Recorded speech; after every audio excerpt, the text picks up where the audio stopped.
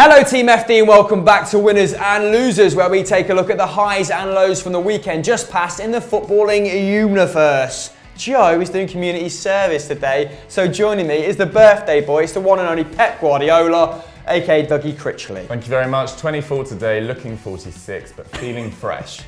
And very excited to be here, stepping in for Joseph in the hot seat today. What a birthday treat. Did you get anything special?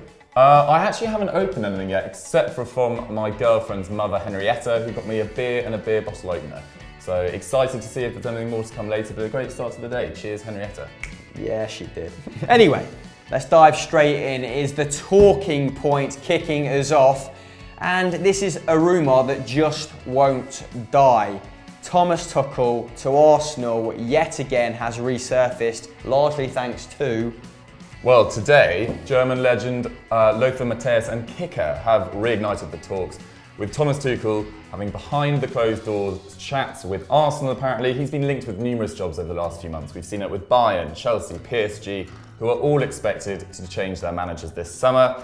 And apparently he's already rejected the advances of Bayern, citing an urge to manage abroad. He's done that stint with Borussia Dortmund a couple of years ago. And you can see why he's being linked with all these jobs. He managed Borussia Dortmund for 108 games. He won 68 and lost just 17. That is very, very impressive, giving him a win percentage of 63%, which is about 2.1 points per game, the highest return in Dortmund history. Wow. However, as we all know, we've talked about it numerous times on every show on here, Arsenal's current head of recruitment is Sven Mislintat, and they do not get along. Thomas Tuchel banned him from the Dortmund training ground when the pair worked together in Dortmund. Surely this means that Arsenal aren't a very realistic or appealing prospect for Tuchel. So Chris, if it's not Arsenal, where is Tuchel going? Well, that may be the reason why that the Metro actually backtracked this morning and said his more likely destination is either Stamford Bridge or PSG, with Conte's future key as to which, because he's been linked with the PSG job as well, hasn't he? Now, the Italian is thought to want out at Chelsea after seeing his Premier League rivals outmuscle him in the transfer market, largely the Manchester clubs. And the Parc des Princes would be a perfect destination if that is your motive. They've got a bit of cash. Certainly have. The slightly more reliable German paper Bild were first to report that Tuchel Arsenal linked 12 months ago, weren't they? But nothing materialised then, and arguably it had more momentum then. And Wenger's contract now runs until 2019, I believe. So I'm pretty dubious about this one. However, with the World Cup coming up, and the fact that the transfer deadline period has been brought back to August 9th, it was September 1st before, it makes sense if a club is going to make a big change that they do it as early as possible. And if Arsenal crash out of the Europa League, I'm not sure how he keeps his job for another year. No, certainly not. So, guys, where do you think Thomas Tuchel should go? If you were the German, would you plump on Arsenal? Would it be Chelsea, the Parc des Princes, or just carry on around abroad, eating currywurst? Enjoying your time off. Yeah. Poll above Dougie's slaphead. Right, it's time for our first winners now, and it's the Three Lions, suggested by @Archie. Chris, talk to us. Yes, they make their way into our winners section this week because they actually beat a half-decent team away from home. The victory extended the Three Lions' unbeaten run to 11 games, last losing against Iceland in the Euros. Now, eyebrows were raised at Southgate's experimental starting lineup, shall we call it. He chose to play Kyle Walker in a back three. And this relates to what we were talking about at Continental Club last week, where we said England's defence lacks pace. He's obviously looking for a creative solution for that, which I don't mind at all. We actually picked our England teams on the episode. Go and check it out after this. I actually came up with a better one afterwards on Twitter. Yeah, because we didn't really put that much thought into it, did we? Kind of just did it off the top of our heads, like most shows. But the City right back settled well in the new position, and Jordan Pickford made consecutive starts in the number one position for England, consolidating his role there. And England have now kept 5 clean sheets in a row and have gone 537 minutes without conceding in all competitions. although they've not exactly been playing the powerhouses certainly of not. international football, have they? If memory serves me correctly, it's like Slovenia, Lithuania, We always get a Moldova in there. I went to the Malta game. Did you? It was revolting. With their last goal conceded coming against Slovakia in September 2017. Temps actually met me at the Malta game and was 60 minutes late for it. Temps came to Wembley to watch 30 minutes of Malta versus England, and they didn't score in that period. So, bit of karma there for you.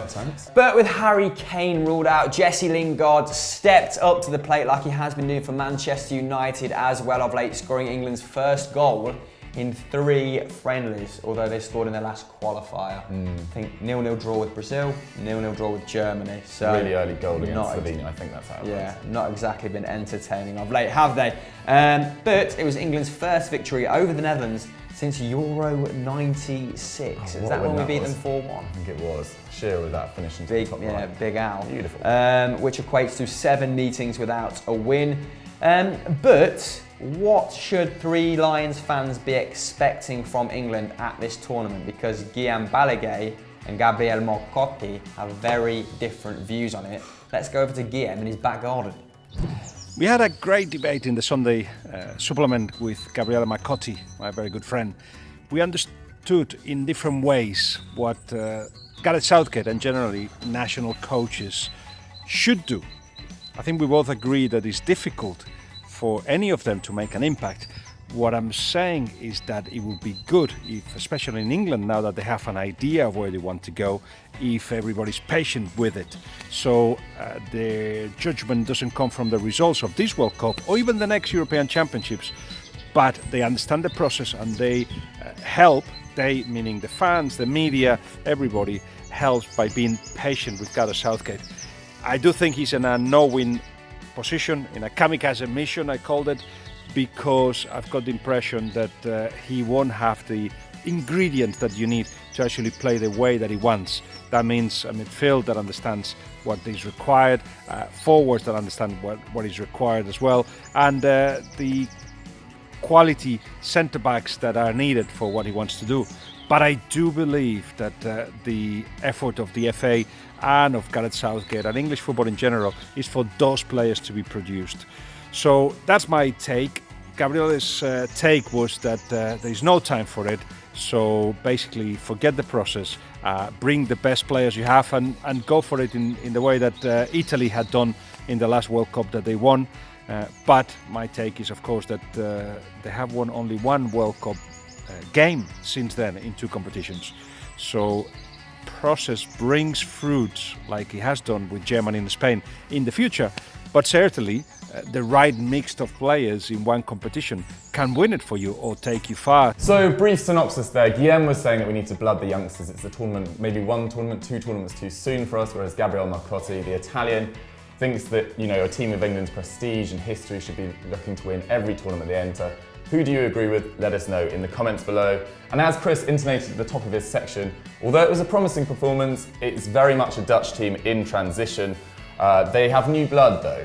Virgil van Dijk even, it was his first game as captain. And Lyon's Memphis Depay, despite the scoreline, had a very impressive game. He made 5 key passes, more than anyone else on the pitch. He had more shots than anyone in orange. He had 4 shots, 3 of which were on target. But it seems like there's a lot of work for Ronald Koeman to do to restore the Dutch team to their former glory, and they play Portugal tomorrow. So make sure you check that one out. Portugal did beat Egypt in the end, but had quite a difficult game of it in the end. And yeah, that's on ERU, so make sure after you finish winners and losers, go check out like the Portugal-Egypt game. But how do you think England will do in the World Cup? Do we have any hope, or is it quarterfinals at most? Let us know in the comments below. England! First losers coming from Firas Ziada. Thank you very much, mate. And it is Les Bleus who have the Blues on a Monday. It's the triple threat. What's happened? Yeah, they let go of a 2-0 lead to lose 3-2 to Colombia at the Stade de France on Friday. This was Deschamps' 15th loss of his France tenure, which has been 73 games, so not too bad at all, but then he does have a squad brimming with talent. He will be disappointed because he picked a strong team for this game as well. Griezmann, Mbappe, Lemar, Kante, Umtiti, Varane, Lloris.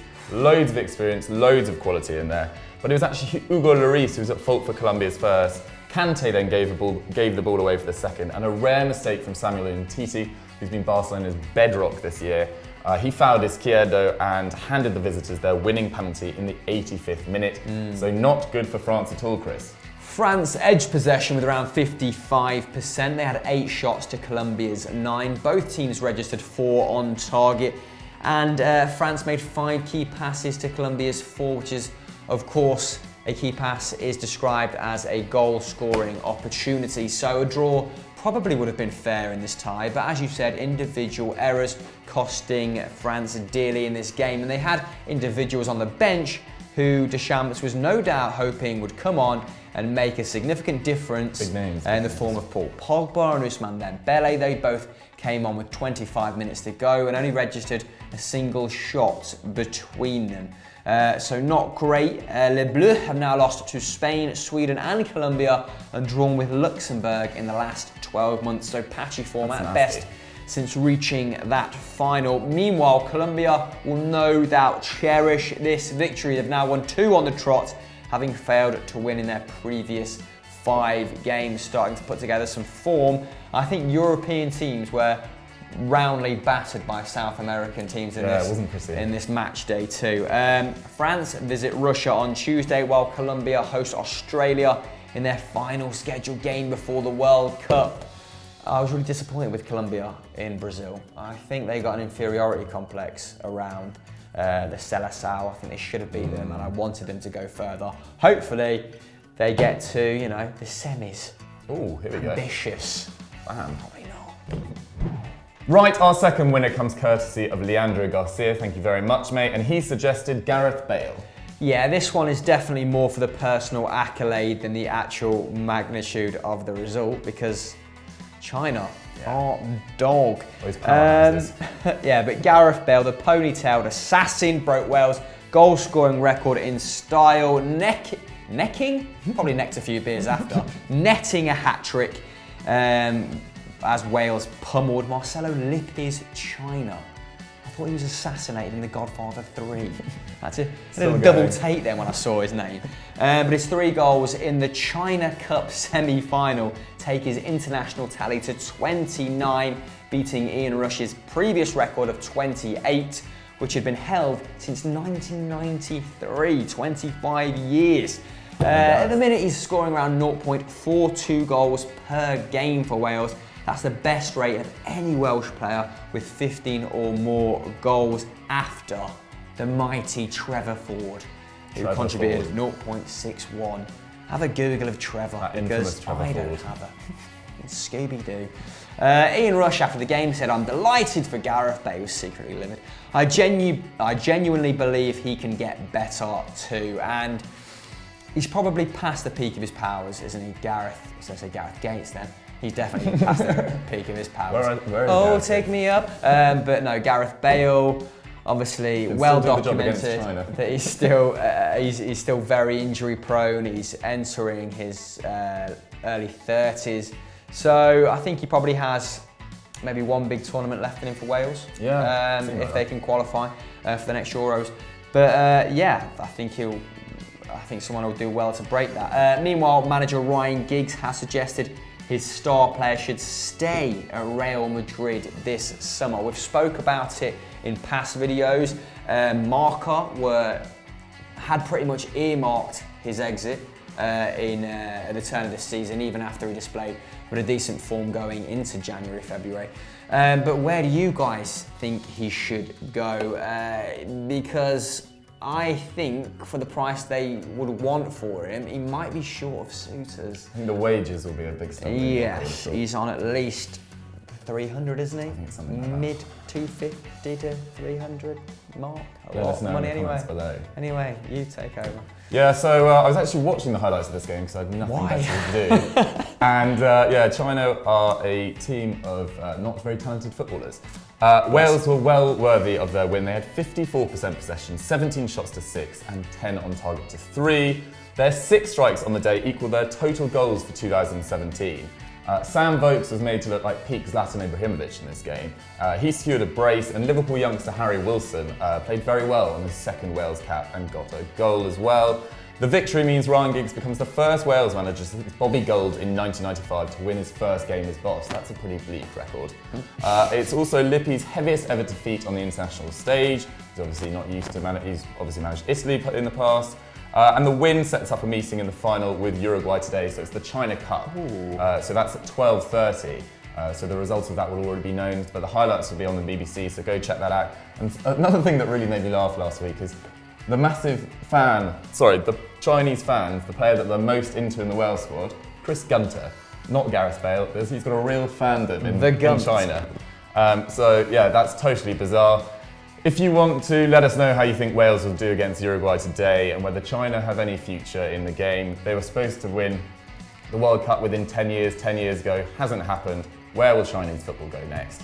Let us know in the comments below. Our last losers are Croatia, who have arguably one of the finest kits at the World Cup. And this one's from Sean Slattery. Yeah, cheers, Sean. They lost 2-0 to a plucky Peruvian side.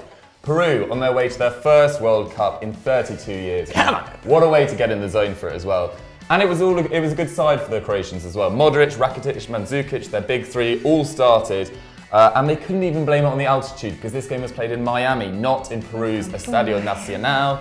It was a clinical display by the Peruvians. Carrillo and Edison Flores, the goal scorers, as the Incas managed just 4 shots on target, still got a 2-0 win, pretty impressive. Croatia, on the other hand, worked the keeper 5 times with 13 shots in total. They also had 61% possession, so they really should be doing better, at least getting on the score sheet. Feyenoord's Renato Tapia had the midfield of Modric, Rakitic and Brozovic on strings. He's just 22 years old, one to look out for in this World Cup. The Peruvians were also down to 10 men after 75 minutes, so showed fantastic resilience to keep a clean sheet, because Croatia are really no mugs. Yeah, and they had a bit of a European hoodoo before this. They actually hadn't beaten a team from the continent in 19 years, so they'll be glad to get that out of the way, seeing as they have Denmark and France in their World Cup group. In fact, on a devastating run of form are the Peruvians. Love them. They last lost back in November 2016 against Brazil. Wow. Now, Ricardo Gareca will hope to continue his side's good form in the World Cup, where, like I said, they have a pretty difficult group. I think Australia also in there. Croatia, meanwhile, have a very tough run of fixtures coming up before the World Cup. They've organised friendlies against Mexico, Brazil and Senegal. Don't want to go in and undercooked by the sound of things. Yeah, I mean, if they get their asses whooped in all 3, then probably not great for morale. Probably should have thrown Scotland in there. Hey. Or something. Who did Scotland lose to the other week? 1-0. That is embarrassing. But yeah, Croatia, their golden generation are all the wrong side of 30 now, aren't they? So if they want to make a lasting impression, it's probably going to have to be Russia in 2018. Russia. Yeah, Eastern Europe, baby. They should feel at home there. So, end of the show.